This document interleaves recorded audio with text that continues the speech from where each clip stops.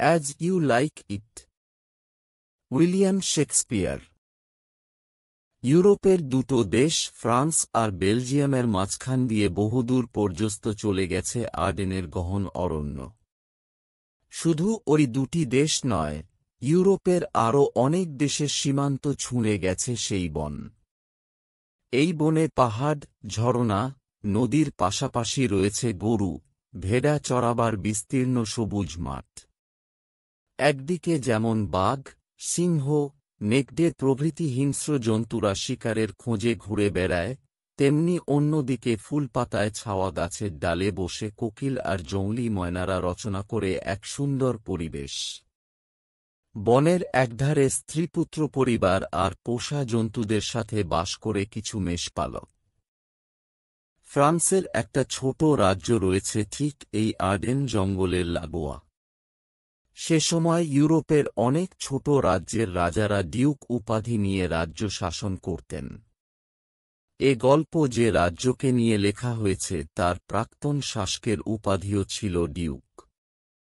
এই ডিউক নিজে সৎ ও সুশাসক হলেও তার ছোট ভাই ফ্রেডারিক ছিলেন যেমন স্বার্থপর তেমনি ধান্দাবাজ। নিজের স্বার্থসিদ্ধির জন্য যে কোনো অন্যায় কাজ করতেও পিছপা ছিলেন না তিনি। নিজের মতোই সবাইকে সৎ এবং উদারমনা বলে মনে মনে ভাবেন ডিউক। এ ধরনের লোককে নিয়েই হয় মুশকিল। পরম নিশ্চিন্তে ছোট ভাই ফ্রেডারিকের উপর রাজ্য শাসনের ভার ছেড়ে দিয়ে ধর্মকর্ম, পড়শোনা আর নির্দোষ আমোদ প্রমোদে মেতে রয়েছেন তিনি। ফ্রেডারিক দেখলেন এই সুযোগ। বড় ভাইয়ের সরলতার সুযোগ নিয়ে অনায়াসেই তিনি কেড়ে নিতে পারেন তার রাজ্য। এর জন্য যুদ্ধবিগ্রহেরও প্রয়োজন নেই। তিনি মতলব ভাজতে লাগলেন। প্রথমে তিনি নিজের মতো জঘন্য চরিত্রের কিছু লোককে খুঁজে বের করে তাদের প্রচুর টাকা পয়সা আর সম্পত্তি দিয়ে নিজের দলে টেনে নিয়ে এলেন। তারপর তিনি তাদের বসিয়ে দিলেন রাজ্যের নানা গুরুত্বপূর্ণ পদে। তাদের সাহায্যে রাজ্যের সমস্ত ক্ষমতা করায়ত্ত করলেন তিনি। এতদিনে ছোট ভাই ফ্রেডারিকের আসল চেহারা দেখে আঁতকে উঠলেন ডিউক। ফ্রেডারিক তাকে প্রাণে মেরে দেবে এই আশঙ্কা করে ডিউক পালিয়ে গেলেন আর্ডেনের বনে। সভাসদদের মধ্যে যারা তাকে সত্যি সত্যি ভালোবাসত তারাও চলে গেলেন ডিউকের সাথে। বহুদিন আগে একটি কন্যা সন্তানের জন্ম দিয়ে মারা যান তার স্ত্রী। যাবার সময় সেই মাহারা মেয়েটিকে সাথে নিয়ে যেতে পারলেন না ডিউক। ডিউকের মেয়ে রোজালিন্ড দেখতে যেমন সুন্দর তেমনি মধুর তার স্বভাব। ডিউকের পাষণ্ড ছোট ভাই ফ্রেডারিকেরও মাত্র একটি মেয়ে, নাম সিলিয়া। ওরা দুই বোনই সমবয়সী। সবে পা দিয়েছেন যৌবনে। রোজালিন্ডের সমবয়সী হলেও সিলিয়া কিন্তু দেখতে তার মতো সুন্দর নয়। ছোটবেলা থেকে দুজনে একসাথে বড় হবার ফলে প্রগাঢ় বন্ধুত্ব জন্মেছে উভয়ের মাঝে।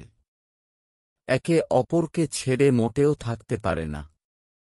বড় ভাই তার দুচোখের বিষ হলেও সে কিন্তু নিজের মেয়ে সিলিয়ার মতোই ভালোবাসে রোজালিন্ডকে। বাবার অভাব যাতে সে বুঝতে না পারে তার জন্য চেষ্টার কোনো ত্রুটি নেই ফ্রেডারিকের। সিলিয়াও সাধ্যমতো চেষ্টা করে রোজালিন্ডকে খুশি রাখতে। তার বাবা যে রাজ্য হারিয়ে বনে বনে ঘুরে বেড়াচ্ছে, কাকার দয়ায় যে সে বেঁচে, রোজালিন্ড সর্বদাই চেষ্টা করে যাচ্ছে তার আচার আচরণ দিয়ে সে নিদারুণ লজ্জা মুছে ফেলার। স্যার রোল্যান্ড ডিবয়, স্যার রোল্যান্ড ডেবয়েস ছিলেন রাজ্যহীন ডিউকের অন্যতম প্রিয় বন্ধু। বহুদিন আগেই 3 ছেলেকে রেখে মারা গেছেন তার স্ত্রী। ছেলেদের নাম অলিভার, জ্যাক আর অরল্যান্ডো। ডিউক রাজ্য ছেড়ে বনে চলে যাবার কিছুদিন আগেই মারা যান রোল্যান্ড ডিবয়। তার সম্পত্তির পুরোটাই একলা দেখাশোনা করে বড় ছেলে অলিভার। মেজ ভাই জ্যাককে সহ্য করতে পারলেও ছোট ভাই অরল্যান্ডোকে মোটেও দেখতে পারে না অলিভার। মেজ ভাইকে বড়লোকের ছেলেদের মতো দামি দামি পোশাক কিনে দিলেও কেন জানি অরল্যান্ডোকে এসব থেকে বঞ্চিত করে রেখেছে অলিভার। বাবার মৃত্যুর পর সে একটাও দামি পোশাক কিনে দেয়নি ছোট ভাইকে। তার নির্দেশে স্কুলে যাওয়া বন্ধ হয়েছে অরল্যান্ডোর। চাষাভুষোর ছেলেদের মতো পুরনো ময়লা তালিমারা পোশাক পরে ক্ষেতখামারে কাজ করতে হয় অরল্যান্ডোকে। কিন্তু এসব দুঃখ কষ্ট সত্ত্বেও হতাশ হবার ছেলে নয় অরল্যান্ডো। বড় ভাই অলিভারের নজর এড়িয়ে নিজের চেষ্টায় লেখাপড়া শিখেছে সে। এ বয়সেই সুন্দর কবিতা লিখতে পারে অরল্যান্ডো। ছন্দের দোলায় সেগুলো হয়ে ওঠে এক একটি চমৎকার কবিতা। অরল্যান্ডো শুধু দেখতে সুন্দর নয়, সে প্রচণ্ড শক্তিধর। জলে ভিজে, রোদে পুড়ে আর ভেড়া, ছাগল চড়িয়ে শুধু তার স্বাস্থ্যই মজবুত হয়নি, দৃঢ় হয়েছে তার মাংসপেশিও। অরল্যান্ডো যে কত শক্তি ধরে কদিন বাদে তা টের পেয়ে অবাক হল সবাই। চার্লস নামে এক মাইনে করা কুস্তিগীর আছে রাজসভায়। মাঝে মাঝেই সে দেশের লোককে আহ্বান জানায় তার সাথে কুস্তি লড়তে। আগে অনেকেই তার আহ্বানে সাড়া দিত, কিন্তু হেরে যাওয়া কুস্তিগীরের হাত পা ভেঙে দেয় বলে কেউ তার সাথে কুস্তি লড়তে যায় না। এবার বহুদিন পর কুস্তি লড়ার ডাক দিয়েছে চার্লস। তার আহ্বানে সাড়া দেয় এক বুড়ো চাষির 3 জোয়ান ছেলে আর অরল্যান্ডো। কিন্তু কুস্তি লড়ার দিন একরকম দায়ে পড়ে তার সাথে ঝগড়া বাঁধাল অলিভার। অরল্যান্ডো তখন বাগানে বসে পুরনো চাকর অ্যাডামের সাথে কথা বলছিল।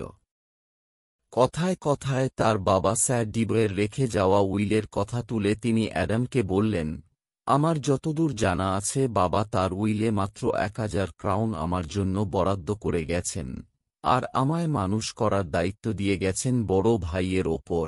সে কথা তুমিও জানো অ্যাডাম। কিন্তু আমার বড় ভাই শুধু মেজ ভাই জ্যাককে লেখাপড়া শেখার জন্য বিশ্ববিদ্যালয়ে পাঠিয়েছে। লেখাপড়া শিখে সে উন্নতিও করেছে। আর আমার বড় ভাই অলিভার কিনা আমার লেখাপড়া বন্ধ করে দিয়ে ক্ষেতখামারে কাজে লাগিয়েছে। সারাদিন সেখানে মজুরের মতো কাজ করার পর রাতে আমায় খেতে হয় চাকর বাকরদের সাথে। এভাবে প্রতিদিন সে আমার উপর অন্যায় অত্যাচার করে চলেছে। আমি আর কিছুতেই সহ্য করতে রাজি নই অলিভারের এ অন্যায়। অ্যাডাম নিজেই এসব অন্যায়ের সাক্ষী। তাই অরল্যান্ডোর কথায় ঘাড় নেড়ে সায় দিল সে। অলিভার বলল, এই অরল্যান্ডো, কাজকর্ম বাদ দিয়ে সকালবেলা এই বাগানে বসে আড্ডা দিচ্ছিস? গলাটা সামান্য চড়িয়ে বলল অরল্যান্ডো, তা কি আর করব? আমায় তো কোনো কাজকর্ম শেখানো হয়নি, তাই কিছু করছি না। অরল্যান্ডোকে ধমকে বলে উঠল অলিভার, তাই নাকি? আজকাল দেখছি তোর বড় বাড় বেড়েছে। কার সাথে কথা বলছিস তা খেয়াল আছে? কেন? আমি কথা বলছি আমার বড় ভাই অলিভারের সাথে, জবাব দিল অরল্যান্ডো। একই রক্ত বইছে আমাদের শিরায়। তবে রে, তোর এত দূর সাহস, বলে তার দিকে তেড়ে এল অলিভার। একটুও ঘাবড়ে না গিয়ে অরল্যান্ডো বলল, মুখ সামলে কথা বলবি অলিভার। এদিক দিয়েম তুই আমার চেয়ে অনেক ছোট। অলিভার উত্তেজিত হয়ে বলল, শয়তান, তুই আমায় মারের ভয় দেখাচ্ছিস। অরল্যান্ডো জবাব দিল, শয়তান আমি না, তুই নিজে। নেহাত তুই আমার বড় ভাই, নইলে তোর জিভ টেনে ছিঁড়ে ফেলে দিতাম। দুভাইয়ের মাঝে মারামারি বেঁধে যাবার উপক্রম। তখন তাদের থামাতে এসে অ্যাডাম বলল, ছিক ছিক, কি করছেন আপনারা? বড় কর্তা মারা যেতে না যেতেই নিজেদের মধ্যে মারামারি শুরু করেছেন। আপনাদের প্রজাত পিতার কথা মনে রেখে নিজেদের বিভেদ ভুলে যান। এরই মধ্যেই মারামারি চলতে লাগল। একসময় অরল্যান্ডো তার চেয়ে দুর্বল দাদা অলিভারের গলা টিপে ধরল। যন্ত্রণায় চিৎকার করে বলল, অলিভার, ওরে অরল্যান্ডো, ভালো চাস তো ছেড়ে দে আমার গলা। ভীষণ লাগছে আমার। আমার কথা না শোনা পর্যন্ত আমি তোমায় ছাড়ব না, জবাব দিল অরল্যান্ডো। বাবা তার উইলে আমায় মানুষ করার দায়িত্ব দিয়ে গেছেন তোমার উপর। সে দায়িত্ব কতটুকু পালন করেছ তুমি? হয় তুমি নিজের দায়িত্ব পালন কর, নতুবা বাবা আমার জন্য যা টাকা রেখে দিয়েছেন তা আমায় দিয়ে দাও। নিজের ভাগ্যকে সাথে নিয়ে চলে যাব আমি। গর্জে উঠে অলিভার বলল, বাবার উইল অনুযায়ী তোমার কিছু পাওনা থাকলে তবে তো পাবে। আর এতই যদি নিজের পাওনা গণ্ডা বুঝতে শিখেছ, তাহলে নিজের ভার নিজেই নিয়ে নাও। আজ থেকে তোমায় খাওয়াবার দায়িত্ব আমি ছেড়ে দিলাম। তুমি এখনই আমার সামনে থেকে দূর হয়ে যেখানে খুশি চলে যাও। এরপর অ্যাডামের দিকে সে তাকিয়ে বলল, আর হ্যাঁ অ্যাডাম, তোর মতো আপদকে পুষতে চাই না আমি। হারামজাদা, তুইও দূর হয়ে যা অরল্যান্ডোর সাথে সাথে। জলভরা দুচোখে অলিভারের দিকে তাকিয়ে বলল অ্যাডাম, বাহ অলিভার, কি সুন্দর কথা বলতে শিখেছ তুমি। তোমার স্বর্গবাসী পিতা, আমার মনিবও কখনো এভাবে কথা বলেননি আমার সাথে। বেশ, আমি যাচ্ছি। ঈশ্বর তোমার পিতার আত্মাকে শান্তি দিন। দুভাইয়ের মাঝে মারামারি বেঁধে যাবার আগেই অরল্যান্ডোকে টেনে বাইরে নিয়ে এল অ্যাডাম। ঠিক এমন সময় সেখানে এসে হাজির হল কুস্তিগির চার্লস। সে অলিভারকে বলল, কি ব্যাপার স্যার অলিভার? শুনলাম আপনার ছোট ভাই নাকি আজ আমার সাথে কুস্তি লড়তে আসবেন। শুনেই তো ভয়ে আমার বুক কাঁপছে। তাই তো ছুটে এলাম আপনার কাছে। আপনি তো জানেন কেউ আমার সাথে কুস্তি লড়তে এলে আমি মেরে তার হাড়গোড় ভেঙে দিই। আপনার ভাই এলেও আমি কিন্তু তাকে ছেড়ে কথা কইব না।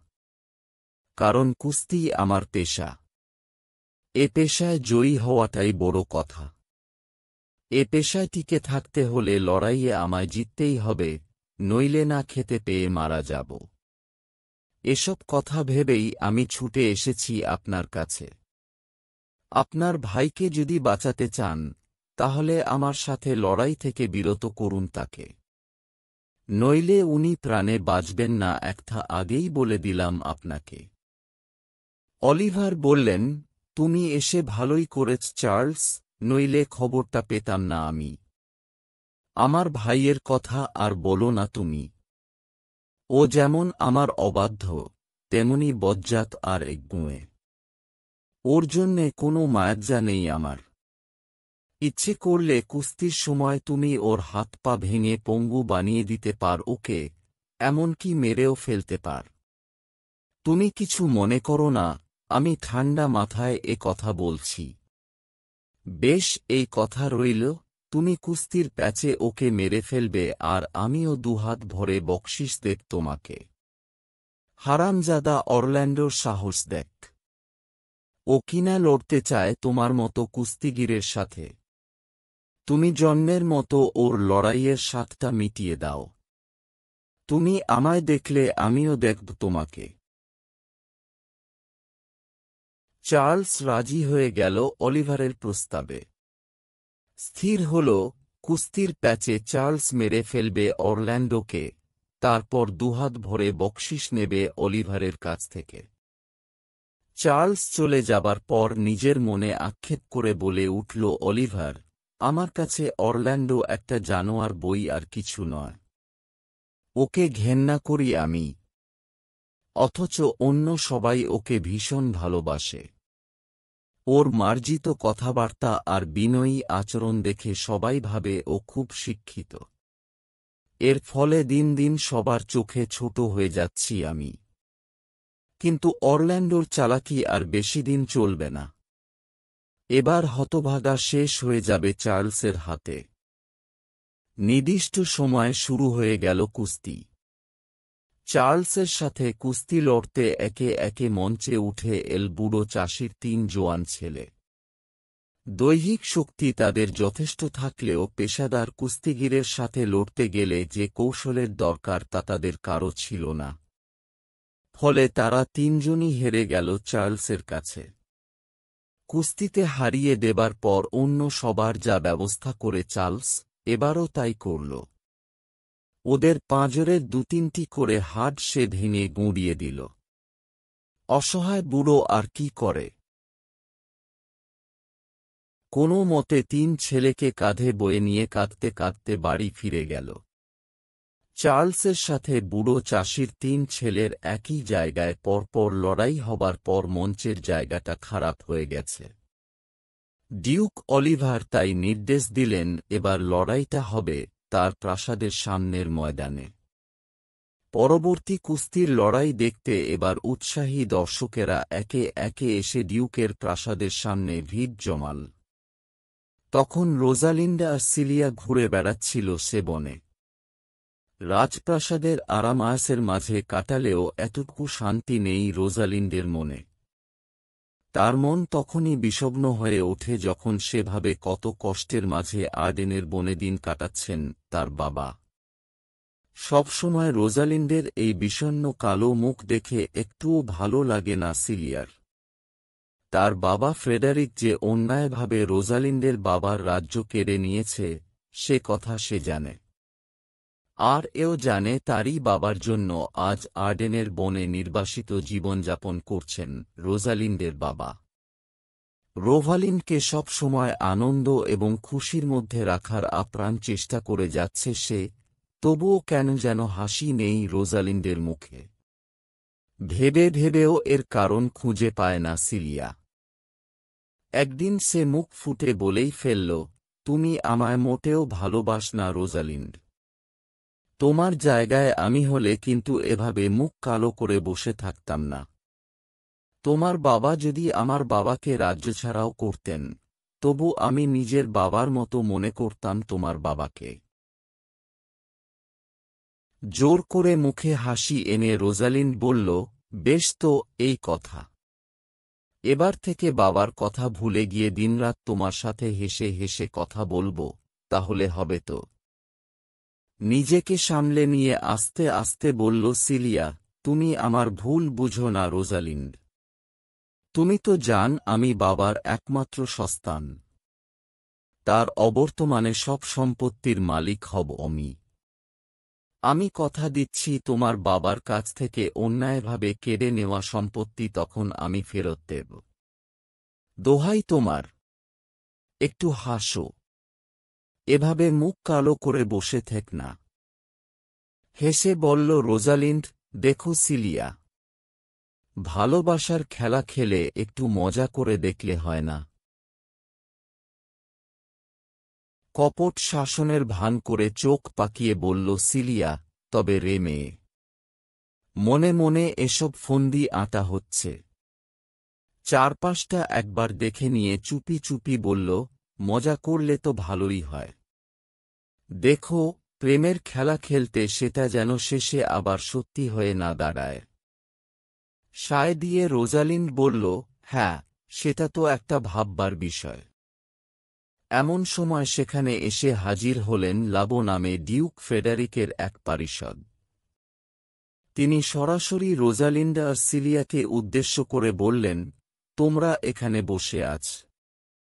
খানিক আগে একটা সুন্দর কুস্তির লড়াই হয়ে গেল, তা দেখলে না তোমরা? আমাদের কুস্তিগির চার্লসের সাথে লড়তে এসেছিল এক ব্যাটা বুড়োর 3 জোয়ান ছেলে। চার্লসের কুস্তির প্যাঁচে ওদের 3 জনেরই বুকের হাড় ভেঙে গেছে। ওদের কাঁধে নিয়ে বুড়ো বাপটা কাঁদতে কাঁদতে বাড়ি ফিরে গেছে। এখন এই ময়দানে শুরু হবে কুস্তির আসল খেলা। ধীরে ধীরে এগিয়ে এলো দ্বিতীয় লড়াইয়ের সময়। সপারিষদ ডিউক ফ্রেডারিকও হাজির হয়েছেন সেখানে। সিলিয়াকে দেখে তিনি বললেন, এবার চার্লসের সাথে যার লড়াই হবে সে একটা কম বয়সী ছেলে। সবাই তাকে নিষেধ করেছে চার্লসের সাথে লড়তে, কিন্তু সে কারো কথা শুনছে না, বলতে বলতে অন্যদিকে চলে গেলেন ডিউক। এবার সিলিয়ার অনুরোধে লাবু গিয়ে নিয়ে এলেন চার্লসের তরুণ প্রতিদ্বন্দ্বীকে। রোজালিন্ড তাকে জিজ্ঞেস করল, তাহলে তুমি লড়তে চাও চার্লসের সাথে? বিনীতভাবে জবাব দিল অরল্যান্ডো, রাজকন্যা, আমি একজন প্রতিদ্বন্দ্বী। শুধু নিজের শক্তি পরীক্ষার আশায় আমি সাড়া দিয়েছি ওর আহ্বানে। সিলিয়া বলল, তুমি কি জানো, এটা তোমার নিছক হঠকারিতা ছাড়া আর কিছুই নয়।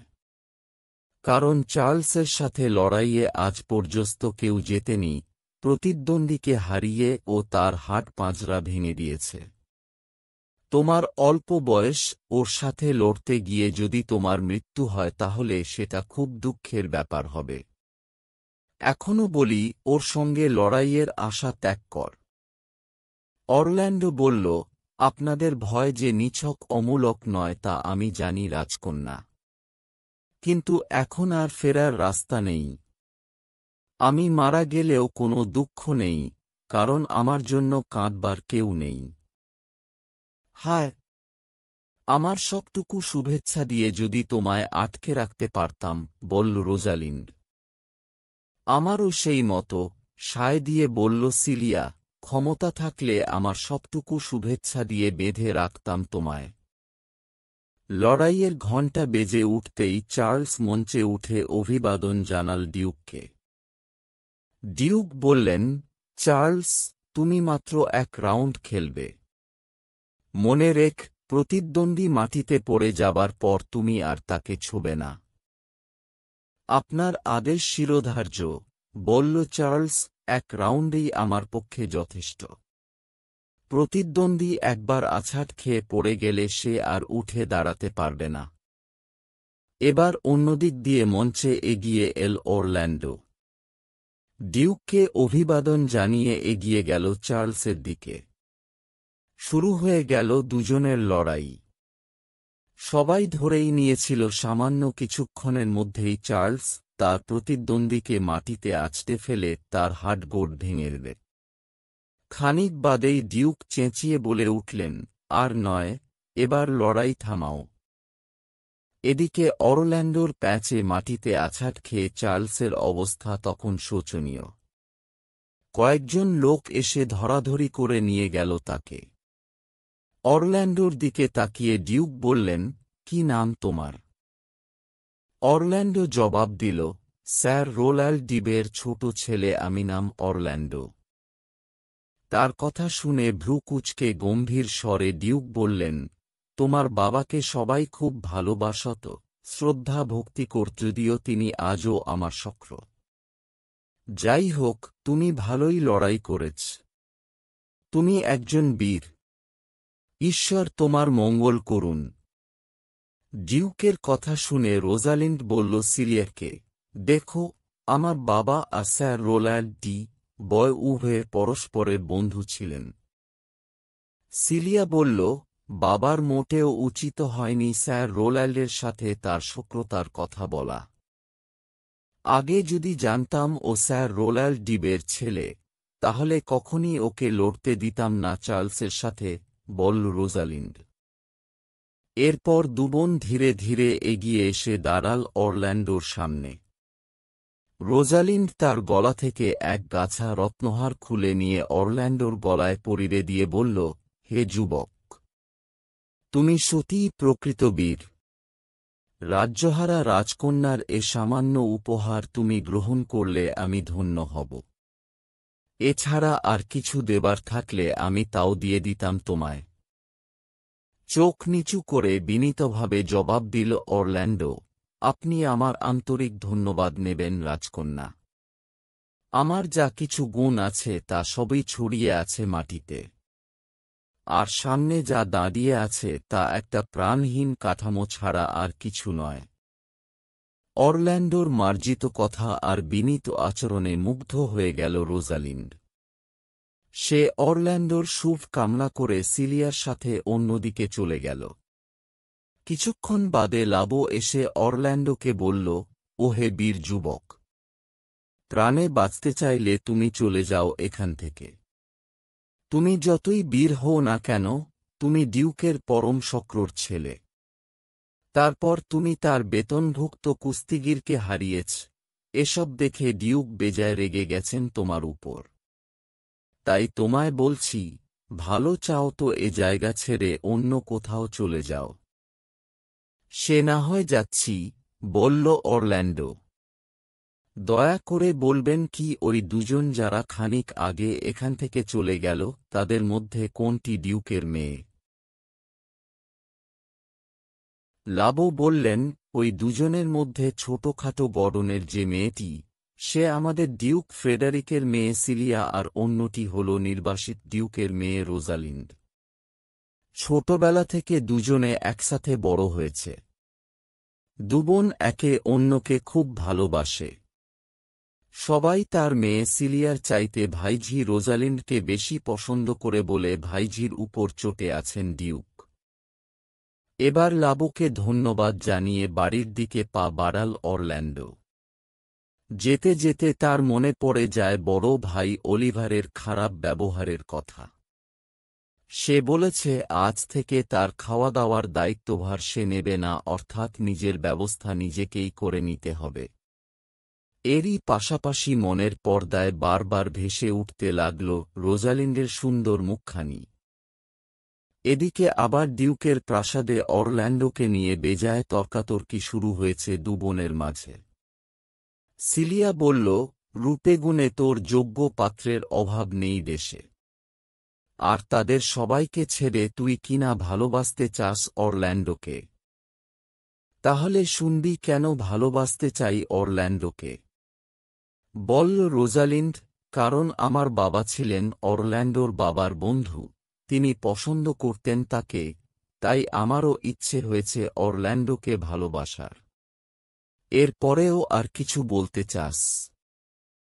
চাই বই কি, বলল সিলিয়া, তোর মতো অনুযায়ী আমারও তাহলে ঘৃণা করা উচিত অরল্যান্ডোকে, কারণ সে আমার বাবার শক্রর ছেলে। তবুও তাকে ঘৃণা করছি না বা শত্রুর ছেলে বলে ভাবছি না। ঠাট্টার সুরে বলল রোজালিন্ড, তুমি ঠিকই বলেছ রাজকুমারী সিলিয়া, আমি যদি অরল্যান্ডোকে পছন্দ করি তাহলে তুমি তাতে বাধাও দেবে না বা প্রতিদ্বন্দ্বিতাও করবে না। রোজালিন্ডের কথার জবাবে কিছু বলতে যাচ্ছিল সিলিয়া, কিন্তু তার আগেই সেখানে এসে হাজির হলেন ডিউক। তিনি ভাইজির দিকে তাকিয়ে সামান্য গলা চড়িয়ে বললেন, দেখো রোজালিন্ড, আমি ভেবে দেখলাম তোমাকে আর এখানে থাকতে দেওয়া উচিত নয়। 10 দিন সময় দিলাম তোমায়, এর মধ্যে প্রাসাদ ছেড়ে দিয়ে যেখানে খুশি চলে যাবে। আমার আদেশ লঙ্ঘন করলে তোমার মৃত্যু নিশ্চিত। সে কথা যেন মনে থাকে। ডিউকের চোখের দিকে তাকিয়ে রোজালিন্ড বলল, দেখুন কাকা, আপনি আমাকে প্রাণের ভয় দেখাবেন না। আমি শুধু জানতে চাইছি, এমন কি অন্যায় আমি করেছি যার দরুন আপনি এত বড় শাস্তি দিচ্ছেন? তার কারণ শুধু একটাই, বললেন ডিউক, আমার চোখে তুমি বিশ্বাসঘাতিনী। কি বললেন আমি বিশ্বাসঘাতিনী? শিরদাঁড়া সোজা করে নিঃসংকোচে বলল রোজালিন্ড, আমি কি জানতে পারি কেন আপনি আমায় এমন বদনাম দিচ্ছেন? তুমি তোমার বাবার মেয়ে, এটাই একমাত্র এবং যথেষ্ট কারণ, কর্কশ স্বরে বললেন ডিউক। মাথা উঁচু করে শটান জবাব দিল রোজালিন্ড, বিশ্বাসঘাতিনী আমি নই, বরঞ্চ আপনি নিজেই বিশ্বাসঘাতক। আপনি অন্যায়ভাবে আমার বাবার রাজ্য দখল করে নির্বাসিত করেছেন তাকে। তখনও আমি বাবার মেয়েই ছিলাম। আমার বাবা মোটেও বিশ্বাসঘাতক ছিলেন না, আর তার মেয়ে হয়ে আমি বিশ্বাসঘাতিনী, আপনার এ যুক্তি মোটেও ধোপে টেকে না। সিলিয়া কিছু বলতে যাচ্ছিল তার বাবাকে, এমন সময় ডিউক রোজালিন্ডকে দেখিয়ে তাকে বললেন, শোন সিলিয়া, শুধু তোমাকে সঙ্গ দেবার জন্যই আমি এতদিন ধরে ওকে এখানে রেখেছি, নইলে কবেই ওর বাবার সাথে ওকেও দূর দূর করে তাড়িয়ে দিতাম। সিলিয়া বলল, দেখুন বাবা, আমি ওকে এখানে রেখে দেবার জন্য মিনতি করছি না। আপনার ইচ্ছে হয়েছিল বলে আপনি ওর বাবাকে তাড়িয়ে ওকে এখানে রেখে দিয়েছেন। আজ এতদিন পরে আপনার ইচ্ছে হয়েছে বলে ওকে তাড়িয়ে দিচ্ছেন। ও আপনার বড় ভাইয়ের মেয়ে, সম্পর্কে সে আমার বোন। খুব ছোট থেকেই আমরা একসাথে বড় হয়েছি, খাওয়া দাওয়া, খেলাধুলা, শোয়াবসা সবই একসাথে করেছি। এমনকি একই রকম জামাকাপড় পরেছি দুজনে। তাই বলছি, ও বিশ্বাসঘাতিনী হলে আমিও তাই।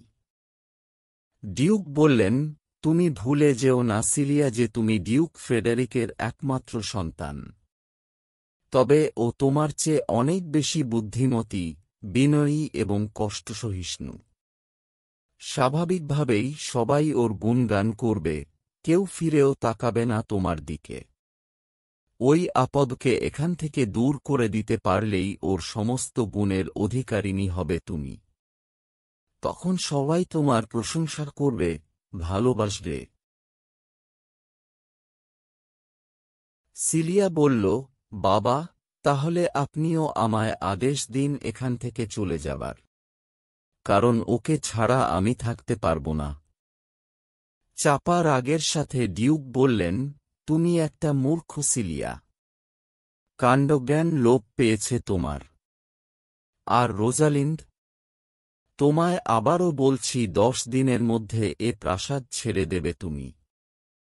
মনে রেখ, এর অন্যথা হলে আমি তোমায় প্রাণদণ্ড দিতে বাধ্য হব। বলেই জোরে জোরে পা ফেলে সেখান থেকে চলে গেলেন ডিউক। বোনকে সান্ত্বনা দিয়ে সিলিয়া বলল, তুমি দুঃখ করো না রোজালিন্ড। দেখবে বাবার মতো অচিরেই পরিবর্তন হবে। আর আমায় ছেড়ে তুমি কোথায় যাবে? তুমি যা চাইছ তা মোটেও সম্ভব নয় সিলিয়া, বলল রোজালিন্ড, কারণ এত সব কথা শোনার পর এ প্রাসাদে থাকার বিন্দুমাত্র ইচ্ছে নেই আমার। সিলিয়া বলল, বেশ, তাই যদি হয় তাহলে আমিও যাব তোমার সাথে। এসো এক কাজ করা যাক, শুনেছি তোমার বাবা রয়েছেন আর্ডেনের জঙ্গলে। চল আমরা সেখানে গিয়ে তার খোঁজ করি। তুমি কি ভুলে গেলে সিলিয়া আমরা উভয়েই অবিবাহিতা যুবতী, বলল রোজালিন্ড। তুমি কি জান না আর্ডেনের বনে হিংস্র জন্তু ছাড়াও অনেক চোর ডাকাত রয়েছে? আমাদের মতো যুবতী মেয়ে চোখে পড়লে তারা কি আমাদের ছেড়ে দেবে? সিলিয়া বলল, দেখ, আমরা যদি গায়ে ছাইরং মেখে ছেঁড়া কাপড়চোপড় পরে যাই, তাহলে চোখে পড়লেও চোর ডাকাতেরা আমাদের ধরবে না। ওদের চোখে ধুলো দেবার এটাই একমাত্র রাস্তা।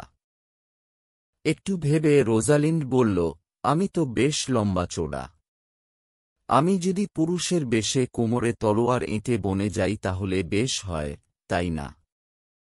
হেসে সিলিয়া বলল, তোমার যখন এতই শখ, তাহলে পুরুষ মানুষই সাজো। কিন্তু আমাদের নাম কি হবে? রোজালিন্ড বলল, আমার নাম হবে গ্যানিমিড আর তোমার অ্যালিয়েনা। উৎসাহের সাথে সিলিয়া বলল, বেশ ভালোই হবে। তাহলে আর দেরি কেন? এসো এখন থেকেই বনে যাবার জোগাড়যন্ত্র শুরু করা যাক। তার আগে গয়নাগাঁটিগুলির একটা ব্যবস্থা করতে হবে।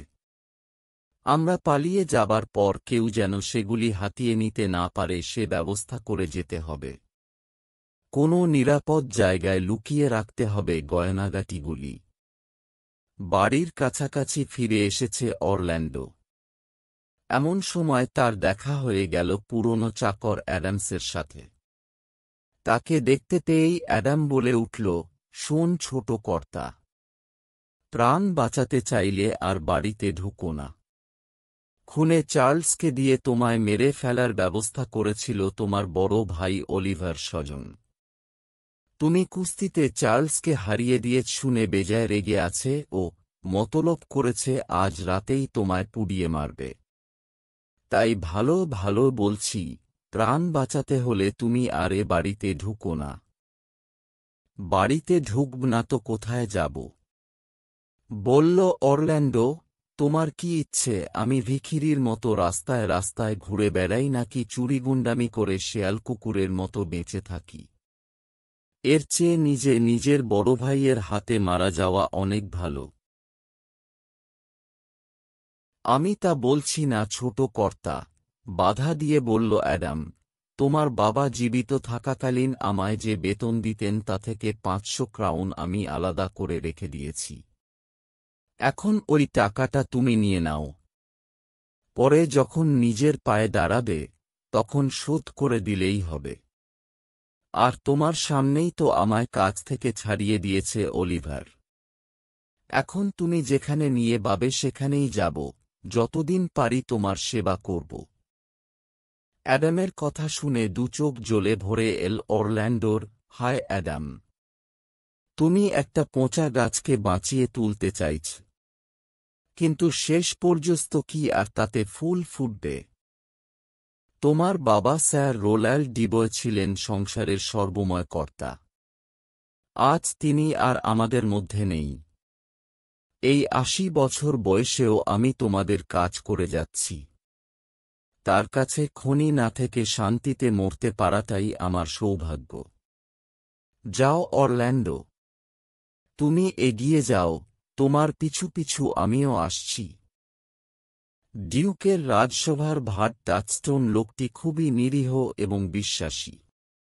সে খুবই স্নেহ করে রোজালিন্ড আর সিলিয়াকে। তারা দুজনে ঠিক করেছে যাবার সময় টাচস্টোনকেও সাথে নিয়ে যাবে। হাজার হোক দুজনেই যুবতী, একজন পুরুষ মানুষ সাথে থাকলে ভরসা পাওয়া যাবে। টাচস্টোনকে তাদের পরিকল্পনার কথা বলতেই এক কথায় রাজি হয়ে গেল সে। পরদিন গভীর রাতে রক্ষীদের নজর এড়িয়ে প্রাসাদ থেকে বেরিয়ে এল রোজালিন্ড, সিলিয়া আর টাচস্টোন। হাঁটতে হাঁটতে একসময় তারা রাজ্যের সীমানা পেরিয়ে পৌঁছে গেল আর্ডেনের গভীর অরণ্যে। সকালবেলা ঘুম থেকে উঠে ডিউক জানতে পারলেন গভীর রাতে রাজপ্রাসাদ ছেড়ে চলে গেছে রোজালিন্ড আর সিলিয়া। রাজসভার ভাট টাচস্টোনও আছে তাদের সাথে। সিলিয়ার ব্যক্তিগত পরিচারিকা হিসপেরিয়ার কাছ থেকে তিনিও শুনতে পেলেন আগের রাতে খাওয়া দাওয়া সেরে ওরা নাকি অনেকক্ষণ ধরে নিজেদের মধ্যে আলোচনা করেছে। অরল্যান্ডোর নামও মাঝে মাঝে শোনা গেছে তাতে। ডিউকের সন্দেহ হল অরল্যান্ডোর সাহায্যেই তারা পালিয়ে গেছে, আর তাকে শিক্ষা দেবার জন্যই সাথে নিয়ে গেছে সিলিয়াকে।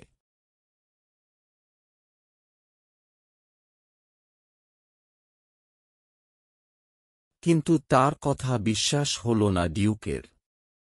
তিনি ধরেই নিলেন তার চিরশত্রু রোল্যান্ড ডিবের ছেলেরাই নতুন করে শত্রুতা শুরু করেছে তার সাথে। অলিভারকে চাপ দিলেই বেরিয়ে পড়বে অরল্যান্ডোর খবর।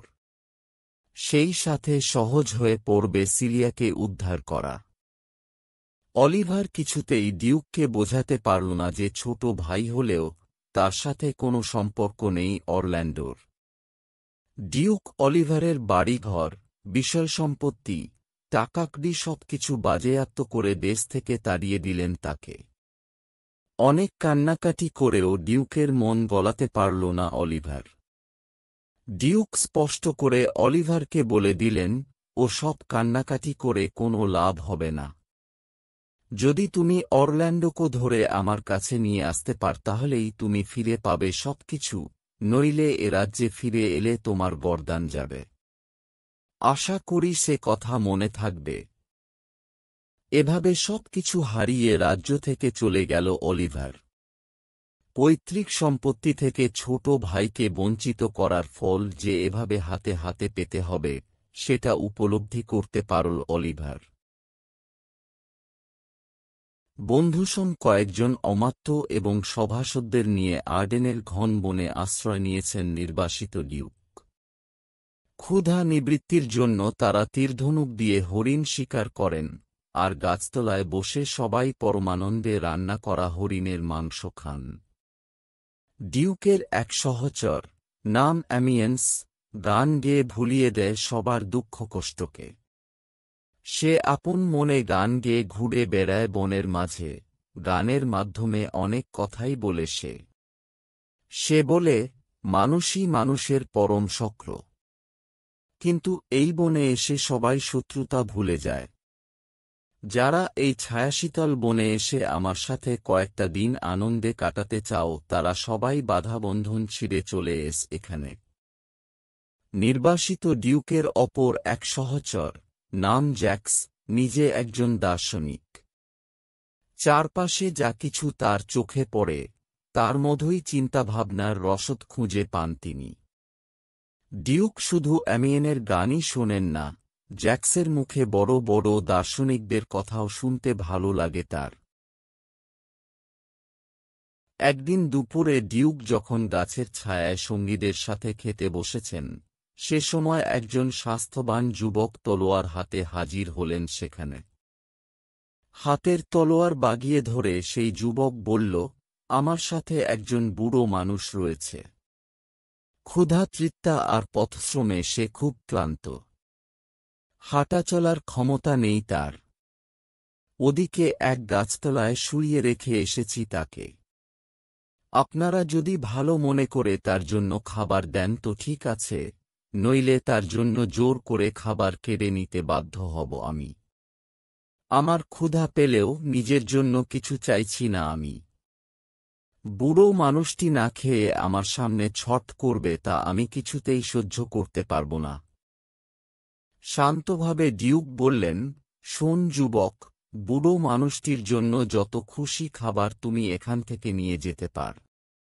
তাকে ভালোভাবে খাওয়াবার পর তুমি এসে খেতে বসবে আমাদের সাথে। তুমি ফিরে না আসা পর্যন্ত আমরা কেউ খাব না। ডিউক আর তার সঙ্গীদের প্রচুর ধন্যবাদ জানিয়ে খাবার নিয়ে চলে গেল সেই যুবক। খানিক বাদে সে ফিরে আসার পর তাকে পাশে বসিয়ে খেতে শুরু করলেন ডিউক। খেতে খেতে তিনি যুবকটির পরিচয় জানতে চাইলেন। যুবকটি বলল যে স্যার রোনাল্ড ডিবরের ছোট ছেলে অরল্যান্ডো। ডিউক যখন শুনলেন যে ছেলেটি তার প্রিয় বন্ধু রোনাল্ড ডিবের ছেলে, তিনি খুব খুশি হয়ে আশ্রয় দিলেন তাকে। এটা ভালোই হল অরল্যান্ডোর পক্ষে। সে অ্যাডামকে সাথে নিয়ে পিতৃবন্ধু নির্বাসিত ডিউকের আশ্রয়ে বাস করতে লাগল। বনের অন্য প্রান্তে খালি অবস্থায় পড়েছিল মেষপালকের একটি কুটির। আজ কদিন হল সেখানে এসে বাসা বেঁধেছে মাঝবয়সী এক লোক। দুজন সমবয়স্ক যুবক যুবতীও রয়েছে তার সাথে। তাদের দেখলেই বোঝা যায় তারা উভয়ে ভাই বোন। তবে ছেলেটি তার বোনের চেয়েও সুন্দর দেখতে, আর তার বোনের চেয়েও বেশ লম্বা চওড়া। মেয়েটির নাম অ্যালিয়েনা। সে তার ভাইকে ডাকে গ্যানিমিড বলে, আর মাঝবয়সী লোকটিকে উভয়ে টাচস্টোন বলে ডাকে, যাতে মনে হয় লোকটি উভয়ের বাবা, জ্যাঠা বা কাকা কোনোটাই নয়। কখনো কখনো গ্যানিমিড তার বোন অ্যালিয়েনাকে নিয়ে ঘুরে বেড়ায় বনের ঝরনার ধারে। ডিউকের সঙ্গীদের কারো সাথে দেখা হলে আলাপ করে, গান গায়, হাসিমশকরা করে কাটিয়ে দেয় সময়। অরল্যান্ডোর আর দোষ কি? অনেক দিন আগে সে একবারই মাত্র দেখেছিল রোজালিন্ড আর সিলিয়াকে। তাই বনের মাঝে নতুন সাজে দেখে সে তাদের চিনতে পারল না। একবারও টের পেল না যে জ্ঞানীমিমি রোজালিন্ড তাকে একজন পুরুষ মানুষ ভেবেই সে তার সাথে আলাপ করতে গেল। রোজালিন্ড ঠিকই চিনতে পারল অরল্যান্ডোকে। একদিন তাদের কুটিরে আসার জন্য অরল্যান্ডোকে আমন্ত্রণ জানাল রোজালিন্ড। অরল্যান্ডোর মস্ত গুণ, সে ভালো কবিতা লিখতে পারে। সে একাকী মনের মাঝে ঘুরে বেড়ায়, আর তার মনের কথাগুলি বেরিয়ে আসে কবিতার আকারে। সেসব কবিতার বিষয়বস্তু তার মানসী রোজালিন্ড। তাকে নিয়েই মুখে মুখে কবিতা রচনা করে অরল্যান্ডো। হাতের কাছে কাগজ কলম না পেলে গাছের বাকলে ছুরি দিয়ে ফুটিয়ে তোলে সে কবিতা। শেষে এমন অবস্থা দাঁড়াল যে বনের ভিতর তাদের আশেপাশের একটি গাছও আর অবশিষ্ট রইল না। বনের মাঝে ঘুরে বেড়াতে বেড়াতে বহুবার রোজালিন্ড ও সিলিয়ার চোখে পড়েছে গাছের বাকলে খোদাই করা রোজালিন্ডকে নিয়ে কবিতা। এ নিয়ে সিলিয়া প্রচুর হাসিঠাট্টা করেছে রোজালিন্ডের সাথে। কিন্তু এগুলো যে কার কীর্তি তা এখনও বুঝে উঠতে পারেনি দুজনে। ওরা ভেবেছে রোজালিন্ডের কোনো প্রেমিক এসে জুটেছে এই বনে। এবার অরল্যান্ডোকে দেখে তাদের বুঝতে বাকি রইল না কে সেই প্রেমিক। একদিন গ্যানিমিডবেশী রোজালিন্ডের আমন্ত্রণ রাখতে অরল্যান্ডো এল তাদের কুটিরে। সিলিয়া আর টাচস্টোনের সামনেই অরল্যান্ডোকে রোজালিন্ড বলল, গাছের বাকলে খোদাই করে কবিতা লেখার জন্য গোটা গাছটারই যে ক্ষতি হচ্ছে তা বোঝার মতো বুদ্ধিও বোধহয় তোমার নেই। আচ্ছা, তাহলে এক কাজ কর, রোজালিন্ডকে নিয়ে কবিতা লেখার প্রয়োজন হলে আমাকে ডেকে তা শুনিয়ে দিও। তাহলে আর গাছের বাকলে খোদাই করে কবিতা লেখার প্রয়োজন হবে না। অরল্যান্ডোর মনে ধরল গ্যানিমিডের কথাটা। এরপর থেকে প্রায়ই সে আসতে লাগল গ্যানিমিডের কাছে। রোজালিন্ডকে নিয়ে কবিতা লেখার প্রেরণা এলেই সে গ্যানিমিডকে ডেকে তা শুনিয়ে দিত।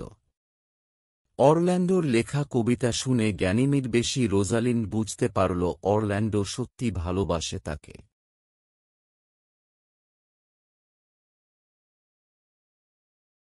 ডিউকের সাথে খাওয়া দাওয়া সেরে একদিন অরল্যান্ডো যখন গ্যানিমিডের কাছে যাচ্ছে, সে সময় বনের মাঝে এক ভয়ানক দৃশ্য দেখে থমকে দাঁড়াল অরল্যান্ডো।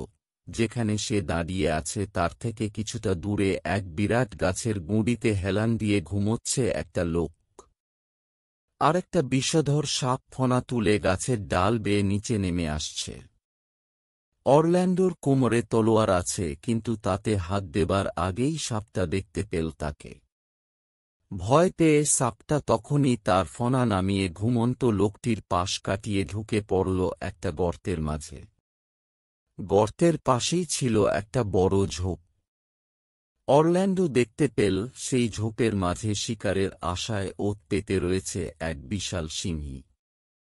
সে জানে সিংহ ঘুমন্ত মানুষকে আক্রমণ করে না, তবে লোকটি জেগে উঠতেই তার উপর ঝাঁপিয়ে পড়বে সিংহীটা। ততক্ষণে অরল্যান্ডো মন স্থির করে ফেলেছে সে লোকটিকে বাঁচাবেই। লোকটি কিন্তু নিশ্চিন্তে ঘুমোচ্ছে, সে জানে না তার পাশে মরণ দিদিয়ে। ধীরে ধীরে অরল্যান্ডো এগিয়ে গেল লোকটির দিকে। লোকটির মুখের দিকে তাকিয়ে বেজায় চমকে উঠল সে। লোকটি আর কেউ নয়, তার বড় ভাই অলিভার। তার সমস্ত বিষয়সম্পত্তি বাজেয়াপ্ত করে অলিভারকে দেশ থেকে তাড়িয়ে দিয়েছেন ডিউক ফ্রেডারিক। সেই থেকে পাগলের মতো হন্যে হয়ে অরল্যান্ডোকে খুঁজে বেড়াচ্ছে অলিভার। ডিউক তাকে কথা দিয়েছেন অরল্যান্ডোকে ধরিয়ে দিতে পারলে তিনি তার সব সম্পত্তি ফেরত দিয়ে দেবেন অলিভারকে। সে কথা জানে অরল্যান্ডো। একবার তার মনে হল এখান থেকে চলে যাই। পরক্ষণেই ভেবে দেখল এভাবে সিংহীর মুখে ভাইকে ছেড়ে দিয়ে যাওয়া উচিত হবে না তার। সে ঘুমন্ত অলিভারের কাছে এসে খাপ খুলে তলোয়ার বের করল। ঘুমের ঘোরে একবার নড়াচড়া করে উঠল অলিভার। সাথে সাথে প্রচণ্ড গর্জন করে সিংহী ঝোঁপিয়ে পড়ল শিকারের উপর। সিংহীর আওয়াজে জেগে উঠল অলিভার। চোখ মেলে দেখল যে ভাইয়ের জন্য সে বিষয়সম্পত্তি থেকে বঞ্চিত হয়েছে। যাকে ধরতে সে ঢুকেছে এই বনে, তার সেই ছোট ভাই অরল্যান্ডো প্রচণ্ডভাবে লড়াই করছে এক সিংহীর সাথে। অরল্যান্ডোর তলোয়ার পুরো ঢুকে গেছে সিংহীর গলায়, আর সিংহীর থাবার আঘাতে ফালা ফালা হয়ে গেছে অরল্যান্ডোর সারা শরীর, চারিদিক ভেসে যাচ্ছে রক্তে। অরল্যান্ডো সিংহীকে মেরে ফেললেও সে নিজে আহত হল প্রচণ্ডভাবে। রক্তাক্ত ভাইকে বুকে জড়িয়ে ধরে তাকে নিজের আস্তানায় নিয়ে এল অলিভার। নিজের ছোট ভাইয়ের প্রতি খারাপ আচরণের জন্য বারবার নিজেকে ধিক্কার দিতে লাগল অলিভার। অ্যাডামের মুখে অরল্যান্ডোর আহত হবার কথা শুনতে পেয়ে নির্বাসিত ডিউক তার সঙ্গী সাথী সহ দেখতে এলেন তাকে। ডিউকের নির্দেশমতো অ্যাডাম জঙ্গল থেকে কিছু বুনো লতা পাতা নিয়ে এসে সেগুলি বেটে তার রস লাগিয়ে দিল অরল্যান্ডোর ক্ষতস্থানগুলিতে। সাথে সাথেই বন্ধ হয়ে গেল রক্ত পড়া। এবার অরল্যান্ডো তার বড় ভাই অলিভারকে পাঠিয়ে দিলেন গ্যানিমিডের কাছে। তার মুখে প্রিয় অরল্যান্ডোর আহত হবার খবর শুনে অজ্ঞান হয়ে গেল গ্যানিমিড বেশি রোজালিন্ড। তার সেবা শুশ্রূষা করে জ্ঞান ফিরিয়ে আনল অ্যালিয়েনা বেশি সিলিয়া। এরপর তাদের কাছ থেকে বিদায় নিয়ে অরল্যান্ডোর কাছে ফিরে এল অলিভার। দাদার মুখ থেকে বারবার অ্যালিয়েনাও কথা শুনে অরল্যান্ডো বুঝলেন অ্যালিয়েনাকে ভালো লেগেছে দাদার। পরদিন থেকে নানা ছুতোয় অলিভারকে রোজই গ্যানিমিডের কুটিরে পাঠাতে লাগলেন অরল্যান্ডো, যাতে সিলিয়া আর অলিভার পরস্পরের কাছাকাছি আসার সুযোগ পায়। রোজ রোজ দেখা হওয়ার ফলে অলিভার আর সিলিয়া পরস্পরকে ভালোবেসে ফেলল। নির্বাসিত ডিউক প্রায়ই অরল্যান্ডোকে দেখতে আসতেন তার কুটিরে। একদিন গ্যানিমিডবেশী রোজলিন্ড আর অ্যালিয়েনারূপী সিলিয়া এসেছে অরল্যান্ডোকে দেখতে। এমন সময় তার সঙ্গী সাথীদের নিয়ে ডিউকও হাজির হলেন সেখানে।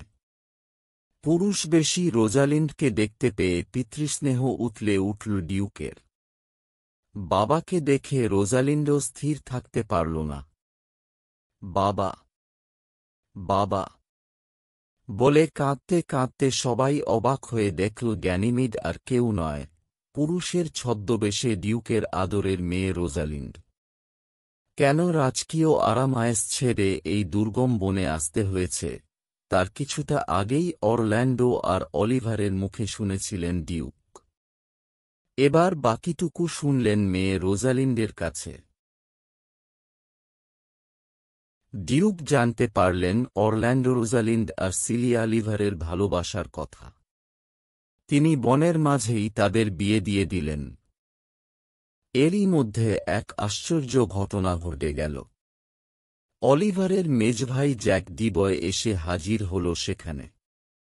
সে নির্বাসিত ডিউককে বলল, তার সমস্ত বিষয়সম্পত্তি তাকে ফেরত দিয়ে সিংহাসন ত্যাগ করে ফ্রেডারিক নিরুদ্দেশ যাত্রা করেছেন করুণাময় ঈশ্বরের খোঁজে। এই বলে ফ্রেডারিকের লেখা একটি চিঠি তুলে দিল তার হাতে।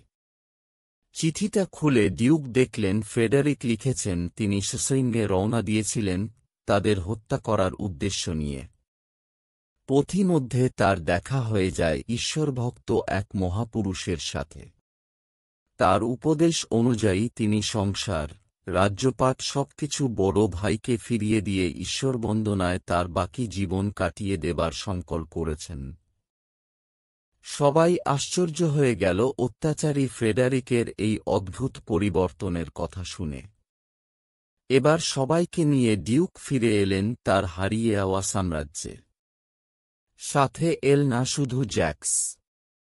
শান্তির আশায় সবকিছু ছেড়ে দিয়ে আর্ডেনের বনে রয়ে গেল সে।